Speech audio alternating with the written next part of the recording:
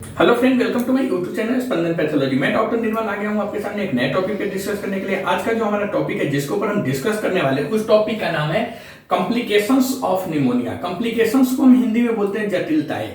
ठीक है, तो अभी हम बात करेंगे निमोनिया होने के बाद क्या क्या कॉम्प्लिकेशंस पेशेंट्स में देखने को मिलता है या पेशेंट में क्या क्या डेवलप कॉम्प्लिकेशन होता है निमोनिया होने के बाद। तो ओके, आइए हम देखते हैं कॉम्प्लिकेशंस ऑफ निमोनिया में क्या होता है। Okay, तो first, even with treatment some people with pneumonia specially those in high risk groups में एक्सपीरियंस कॉम्प्लिकेशंस इंक्लूडिंग, मतलब जटिलताएं क्या क्या हमें निमोनिया में देखने को मिलती है। तो उपचार के बावजूद अगर पेशेंट को ट्रीटमेंट कर रहे हैं इसके बाद भी निमोनिया से पीड़ित कुछ लोगों में, मैं ऐसा नहीं बोल रहा हूं कि सभी लोगों में, बट कुछ परसेंटेज ऐसे लोग हैं जिनमें निमोनिया के ट्रीटमेंट करने के बाद भी कुछ लोगों में, विशेष रूप से मेनली उन लोगों में जो उच्च जोखिम वाले लोग होते हैं। उच्च जोखिम वाले लोग कौन है वो हम आपको बता दिए हैं, जैसे 65 ईयर्स से ज्यादा एज जिसका रहता है, ऐसे लोगों में आपको निमोनिया का कॉम्प्लिकेशन दिखाई दे सकता है या निमोनिया का कॉम्प्लिकेशन भी होता है। जैसे bacteria in the blood stream, जिसे हम बैक्टीरियमिया बोलते हैं। अगर बैक्टीरिया हमारे ब्लड स्ट्रीम में, ब्लड स्ट्रीम को हिंदी में बोलते हैं रक्त प्रवाह, तो अगर बैक्टीरिया हमारे ब्लड स्ट्रीम में रक्त प्रवाह में आ जाता है उसको हम लोग बोलते हैं बैक्टीरियमिया। ब्लड स्ट्रीम में अगर बैक्टीरिया प्रेजेंट है तो उस कंडीशन को हम बोलेंगे बैक्टीरियमिया। तो अगर पेशेंट को बैक्टीरियमिया हो जा रहा है तो कॉम्प्लिकेशंस क्या क्या हो सकते हैं निमोनिया वाले पेशेंट्स को, कुछ लोगों में, मेनली सम पीपुल्स। ओके, क्या क्या, तो bacteria in the blood stream that is called as bacteremia. फिर difficulty breathing, fluid accumulation around the lungs, मतलब जिसे हम प्लूरल इफ्यूजन भी बोलते हैं, या फिर लंग एब्सेस। तो आइए देखते हैं bacteria in the blood stream, bacteraemia क्या होता है। ओके तो bacteria that enter in the blood stream from your lungs can spread the infection to other organs potentially causing organ failure. मतलब कि रक्त प्रवाह में अगर बैक्टीरिया आ जाती है तो सबसे पहले रक्त प्रवाह में अगर बैक्टीरिया आएगा तो उस कंडीशन को हम बैक्टीरियमिया के नाम से जानते हैं। तो बैक्टीरियमिया समझ जाइए, बैक्टीरियमिया जहां पे भी रहेगा तो समझ जाइए कि ब्लड स्ट्रीम में बैक्टीरिया प्रेजेंट है, इसके लिए उसे बैक्टीरियमिया बोल रहे हैं। तो आपके लंग्स में, मतलब फेफड़ा में या ब्लड स्ट्रीम में प्रवेश करने वाले बैक्टीरिया इन्फेक्शन को बॉडी के अन्य अंगों तक फैला सकते हैं और जिससे ऑर्गन फेल्योर, मतलब जो आपकी यंग है, आपकी जो अंग है उससे विफलता, मतलब फेल्योर को हम विफलता बोलेंगे हिंदी में, तो ऑर्गन फेल्योर भी हो सकता है।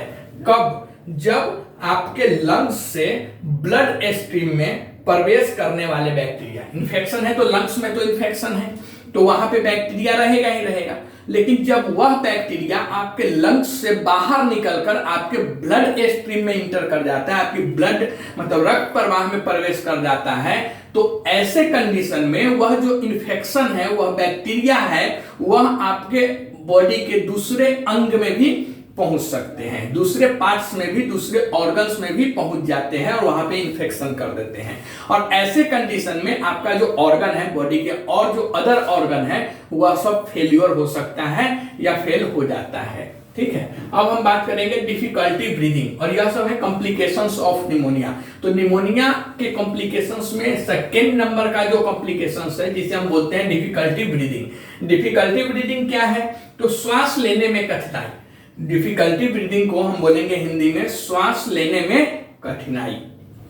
If your pneumonia is severe और you have chronic underlying lungs disease, you may have trouble breathing in enough oxygen. Oxygen को O2 बोलते हैं। ओके, तो श्वास लेने में भी कठिनाई हो सकती है निमोनिया के कॉम्प्लिकेशंस में। यदि आपका निमोनिया गंभीर है, मतलब सीवियर है, या आपको कोई पुरानी फेफड़ा की बीमारी है, लंग्स की डिजीज है, तो ऐसे कंडीशन में आपको पर्याप्त ऑक्सीजन के साथ श्वास लेने में परेशानी हो सकती है। You may need to be hospitalized and use a breathing machine that is called as ventilator while your lungs heal। मतलब कि आपको हॉस्पिटल में भर्ती होना और अपने लंग्स के ठीक होने तक वेंटिलेटर का उपयोग करने की आवश्यकता हो सकती है अगर आपको श्वास लेने में परेशानी हो रही है, कठिनाई हो रही है तब। ओके, तो फर्स्ट नंबर में क्या था, bacteria in the blood stream, मतलब बैक्टीरियमिया, आपके रक्त प्रवाह में बैक्टीरिया का प्रवेश। सेकेंड है श्वास लेने में कठिनाई, मतलब डिफिकल्टी ब्रीदिंग। थर्ड है fluid accumulation around the lungs, that is called as pleural effusion. Pleural effusion अगर कहीं पे लिखा हुआ है तो आप समझ जाइए कि जो प्लूरल इफ्यूजन का मतलब है कि जो फ्लूइड है, तरल पदार्थ है, वह आपके लंग्स के आसपास, आपके फेफड़ा के आसपास जमा होना चालू हो गया है या जमा हुआ है।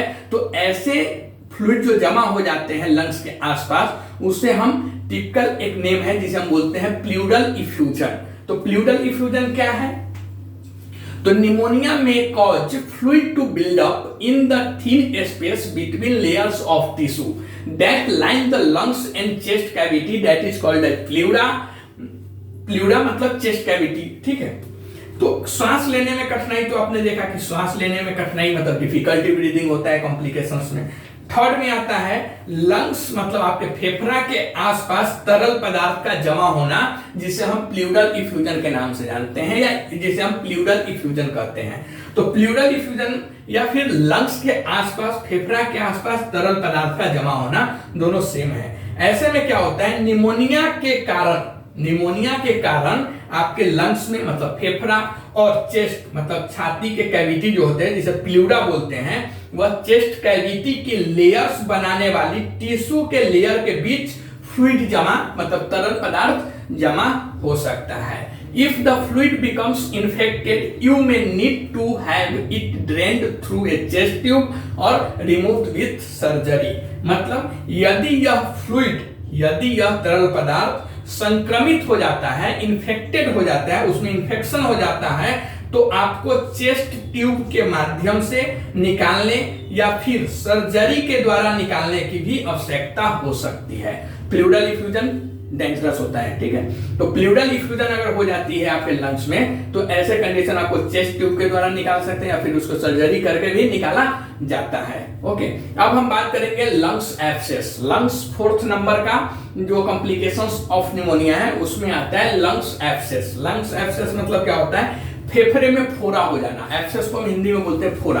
तो जो लंग्स मतलब फेफड़ा में फोड़ा हो जाना, lungs abscess. An abscess occurs if pus forms in a cavity in your lungs। मतलब कि फेफड़े का फोड़ा लंग्स के किसी कैविटी में पस बनने पर, मवाद बनने पर एब्सेस फोड़ा हो जाता है। लंग्स में फोड़ा कब होता है? तो लंग्स में मतलब फेफड़ा में फोड़ा कब होगा? जब लंग्स में मतलब फेफड़ा में किसी कैविटी में मवाद बनता है, पस बनता है, तब एब्सेस हो जाता है। और an abscess is usually treated with antibiotics. और यह जो एब्सेस होता है इसे आमतौर पर एंटीबायोटिक्स मेडिसिन से इलाज किया जाता है। समटाइम्स सर्जरी और drainage with a long needle और tube place into the abscess is needed to remove the pus. मतलब कि कभी कभी पस को निकालने के लिए एब्सेस में एक लंबी नीडल, लंबी सुई या ट्यूब डालकर सर्जरी या ड्रेनेज करने की आवश्यकता हो सकती है। तो यह था complications of pneumonia. Complications of pneumonia में आप देखेंगे 4 टाइप्स के कॉम्प्लिकेशन देखने को मिलता है। पहला bacteria in the blood stream, जिसे हम बैक्टीरियमिया बोलते हैं। यह कब होता है? तो आपके फेफड़ा में जो निमोनिया का इंफेक्शन है, वहां पे जो बैक्टीरिया है वह आपके फेफड़ा से, लंग्स से बाहर निकल के आपके ब्लड में वह इंटर्स कर जाता है। और ब्लड में इंटर्स करने के बाद ब्लड सप्लाई के थ्रू वह आपके बॉडी के अदर पार्ट्स, अदर ऑर्गन्स में भी जा सकता है, और जिसके कारण से आपके बॉडी के जो अदर ऑर्गन हैं वह फेल भी हो सकते हैं। पहला। दूसरा डिफिकल्टी ब्रीदिंग। डिफिकल्टी ब्रीदिंग मतलब श्वास लेने में कठिनाई। ओके, अगर ये मेनली ऐसे लोगों में होता है कि अगर आपको सीवियर निमोनिया है, मतलब गंभीर निमोनिया है, या फिर आपको कोई पुरानी फेफड़ा की बीमारी है, लंग्स की क्रोनिक कोई अंडरलाइंग डिजीज है, तो ऐसे कंडीशन में आपको पर्याप्त ऑक्सीजन आपके बॉडी को नहीं जा सकता है, क्योंकि आपको श्वास लेने में पर्याप्त ऑक्सीजन के साथ कठिनाई हो सकती है। और आपको डिफिकल्ट अगर हो रहा है ब्रीदिंग में, तो ऐसे कंडीशन में आपको अस्पताल में भर्ती भी होना पड़ेगा, हॉस्पिटल में भर्ती भी होना पड़ेगा, वेंटिलेटर पे भी आप जा सकते हैं। Second, fluid accumulation around the lungs, मतलब जिसे हम प्लूरल इफ्यूजन बोलते हैं। प्लूरल इफ्यूजन का मतलब होता है कि आपके लंग्स के आसपास के एरिया में तरल पदार्थ, फ्लूइड जिसे हम बोलते हैं, का जमा होना। तो इसमें आपके निमोनिया में cause fluid to build up in the thin space between layers of tissue that line the lungs and chest cavity. मतलब क्या है कि निमोनिया के कारण लंग्स और चेस्ट कैविटी, प्लूरा की लेयर्स बनाने वाले टिश्यू के लेयर के बीच फ्लूइड जमा हो जाता है।